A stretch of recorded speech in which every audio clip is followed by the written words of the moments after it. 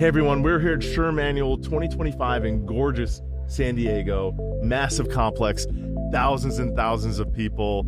I'm here at the SHRM Labs booth and we're talking to Jocelyn King. Jocelyn, tell our viewers a little bit about you, what you're doing now, and some of your background. Yeah, absolutely. Well, I'm so excited to finally be doing something with you, Tony. Yeah, we finally get to collab. No, we get a collaboration here, so this is fantastic. So I'm the CEO and founder of a company called Virgil HR.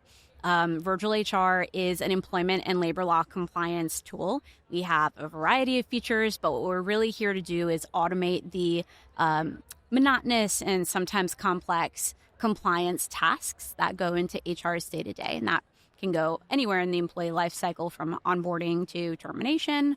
And we are able to achieve this by offering features that include our chatbot, our handbook builder, our legal updates, our automated tasks, talking to a legal expert. There's a ton packed into our tool. And it actually all started because I've been an HR professional my entire career.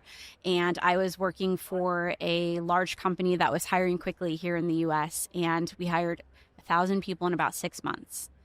And tracking and complying with employment and labor laws was, needless to say, really difficult. We were on Google, we're scrambling around on, different databases, we're talking to lawyers, and I thought there's got to be a better way of doing this. So, what might have taken 3 hours of research now takes 3 minutes with our tool. And that's awesome. It's something that, we've been very excited to introduce to the HR community. Well, especially as regulations change on a regular basis, and they're different all over the country or even within a state from city to city, it's really valuable to have a tool that kind of help you do a gut check and make sure you're being compliant. Right. And it's awesome to have HR technology developed by an HR practitioner. Thank you. Yeah, Thank you. Congratulations on that. Yeah, there aren't very many of us out there. So the main things I want to talk about are this intersection of technology and talent, what it means for HR. You and I were already having a great conversation earlier about why it's a struggle for HR to implement technology. And for starters, I saw a really, really cool stat. I mean, not cool, it's actually sad, but it's the truth, that out of all the functions, HR is the furthest behind their digital transformation journey. And the first thing that came to mind is, why? Why is HR missing the boat? Are they reluctant to make the change? You talk to a lot of HR professionals and a lot of leaders in general. Why do you think that is?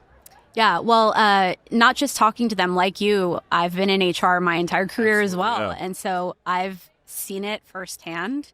I think there are a couple things. I know we chatted about it earlier, but one of them is the fact that many HR professionals aren't technology literate, unfortunately. Yeah.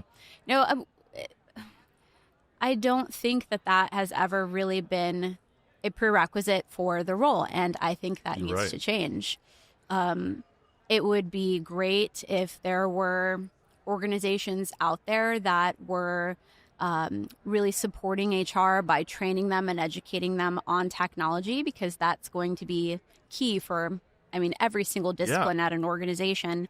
But the other piece to it as well is I don't think that HR, of course, there are plenty who do have this experience, but I think that most in particular, that HR department of one role, they're not as equipped in change management. And what ends up happening is they do actually implement technology, but then it doesn't get adopted. And the same can be said for any type of program, right? Sure. Like a new performance management program doesn't get adopted because change management isn't effectively leveraged. But in this case with technology, that is absolutely the case. And so I wouldn't be surprised if from that metric that you'd found, I wonder how much of it is failed implementations. Yeah, that just burned them. Right. And so they're like, I often like to say when I talk to organizations about making some kind of change, whether it's a different talent strategy, incorporating a new technology, the biggest competitor is status quo, because it's really easy to keep doing what you've been doing, and it's really intimidating to implement something new, especially like you said, if you don't have a whole lot of experience using different kinds of technology, it can feel like, if I implement this, am I all of a sudden automatically behind? Right. Do you think that plays into it? Yeah, I think that it's very interesting because there isn't a huge opportunity for HR to even learn about what technology is out there that could assist them with certain problems. So I was doing some podcasts earlier today, and one of the topics that came up time and time again was around pay equity and pay transparency. And it was amazing to me when we started talking about workforce analytics and predictive analytics, how many products are out there that could really help HR with that type of problem. But how many people know about them? And if you did know about them, how comfortable would you feel vetting an AI solution? Absolutely. Especially when we have this topic of algorithmic bias, and it's becoming more and more of an issue, as we've seen recently with a lawsuit that I won't mention. Yeah, I absolutely agree. I think part of the challenge for HR is not getting the right exposure to these types of technologies. For me, when I go back to being an HR leader at Stanley years ago, it's why I would want to go to events like this, because you get exposure to all these different technologies and capabilities. And I think, and there's tens of thousands of people that come here and they see all these booths, they walk around, they pick up the tchotchkes, but there's still a bridge between being aware of it and actually driving implementation. Right. And I think it's an opportunity for innovative thinking HR folks that see something cool on the floor, on the expo floor, to then go back to their organization and say, hey, here's something I saw that I think can really help us, and try to drive that. But that's a hard sell, especially in a function that doesn't always get the investment and support to implement new technologies. It is really hard. And, we talked about this a little bit as well, this idea of HR getting more involved in the development of HR tech products. Yeah. Often we see, a recruitment product that was developed by a software engineer who had experience hiring team members for a year and found some pain point. And look, a lot of them have done a really great job. I'm going to talk to a few of them in a few minutes. Amazing. But we as HR professionals are buying products or wishing we could buy products that we've had zero input in providing. Not across the board, right? Absolutely not across the board. So I don't mean to stereotype here, but I do think that is pretty predominant. And so how cool would it be if HR professionals were getting much more involved in the development process for some of this tech, because it would not only ensure that the tech that was being developed was with HR in mind, so to speak, everything from like the UI, UX to the features that are offered, but it would also help them become a little more literate in technology too. Yeah, absolutely. Yeah, that literacy is so critical, especially as we see this increased convergence of HR and technology responsibilities like AI. And I think recently, the Wall Street Journal did an article on Moderna moving IT underneath HR because they wanted that connectivity between HR and AI and that alignment between those capabilities. And that's something I think that probably is really exciting for a lot of people and a little bit scary for other folks that maybe are lacking that literacy. Yes. I would say that I'm not a proponent of that, because I don't think that there are enough HR leaders that are prepared to assume that type of responsibility, and not just the responsibility, but the strategy for the organization. That's huge, right? Yeah, it's going to take a unique person, unique HR leader to bring that on. But man, like in doing that, I think that's really powerful if done right with the right talent.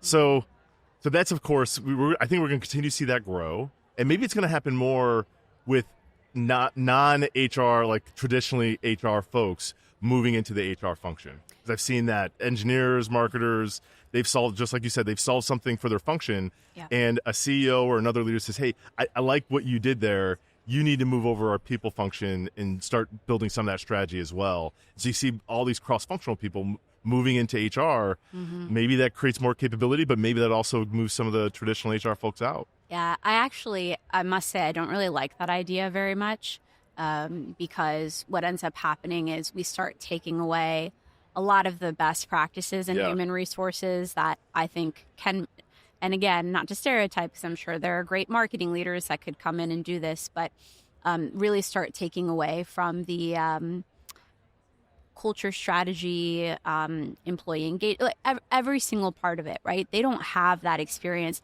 I can't today walk into a CMO role and just take over marketing, you know? 'Cause you've had some exposure to marketing. You get marketed to all the time, so you must know how marketing works. Yeah. No, that's absolutely fair. I think as we look forward, we think about this kind of merger and that people using more and more technology, and companies are embracing agentic AI and generative AI. So the panel I did earlier, a question came up: what's in the future for HR if this technology is taking away a lot of the tasks and things that HR used to be responsible for? Does it become more focused then on the EQ, culture focus? What are some of the things you think survive technology and become even more important for HR? Well, I think that there's a lot of opportunity for different pathways for HR professionals. So, for example, one of the reasons why a company like Moderna would put AI and HR together is because they would see AI as almost part of the workforce, right? So if you were to look at it from that perspective, and we were evaluating a certain job, we'd want to know how much of this function is going to be AI based and how much of it is going to be people based. And so I think that there's like a design profession that we could see emerging in that sense. I think change management is going to be bigger than ever. Even more important, absolutely. Yep. And I do think that, yes, that EQ piece. I mean, look, like some people will use ChatGPT as their therapist, so it does a good job from an EQ perspective. Don't get me wrong. But I do think that when it comes to people issues, people want to work with people. Yeah. That's the human part of human resources. That part never goes away. Yeah. But it certainly does evolve and change depending on how people are implementing technology, where they think it's going to solve. Ideally, what it's solving are all the administrative things that get us away from people, that kind of bog us down in paperwork or process. And it allows us to be more in front of not only our employees, but spending more time coaching leaders. Right. That's such an important, I think that's why a lot of people go into HR. It's certainly not to do employment verification and, go through a lot of red tape and bureaucracy. And hopefully it's not to create any. Well, one thing that we really need to start talking about more, and I don't think it's coming up as often, is how are we upskilling not just our workforce, considering the changes from AI and how that will impact jobs, but how are we upskilling HR? Yeah. I haven't really heard many people talking about that. Yeah. And just like every other function, the HR role is constantly evolving. It's definitely getting much more complex. There's so much more that HR is responsible for. And there's a lot of new issues that HR probably wasn't dealing with a few years ago, much less 5 years ago. Right. And so they've got to catch up with all these new demands while at the same time probably still doing a lot of things the way they used to, which is just burdensome and time intensive. Yep, absolutely. Well, listen, you clearly have a ton of great insights on HR and where it is and where it's headed. Thank you so much for coming and talk to me today. I hope you have a great time at the rest of the conference. Maybe before we finish, what are some one or two things that you've been noticing within HR, maybe it's at the conference or just in general, that you think are top of mind for leaders right now? I think something that's top of mind first is the political landscape and the legislative changes that are occurring, not just the ones that you would expect at like federal, state, local level, kind of stuff that Virgil deals with, but, these executive orders, for example, and how do you translate that into the strategies that you've implemented at your organization or wished to implement at your organization. You're scared that you don't want to do something illegal. I think that's been a really hot topic. And then, I'll finish this off kind of with a little bit of humor, but something that's very much top of mind for people here at Sure Manual is the swag. Let's be real. That's true. Yeah. Have you seen the Paylocity bags? Yeah. They're giant. They're like giant shopping bags. Yeah. Unbelievable. I mean, genius, right? Yeah. Everybody here is carrying like stand 2-3 going bags. home with even more. I checked in with a bag that's 49.8 pounds. So I think I can bring in home like one tchotchke. and that's it. And I'll give it to my kids. Well, again, Only thanks one so of much. the kids, though. Yeah, only one Only kid. one. Yeah, so Yeah. I'll just choose my favorite. I won't tell you who. Thanks so much for coming by. Thank you for having me.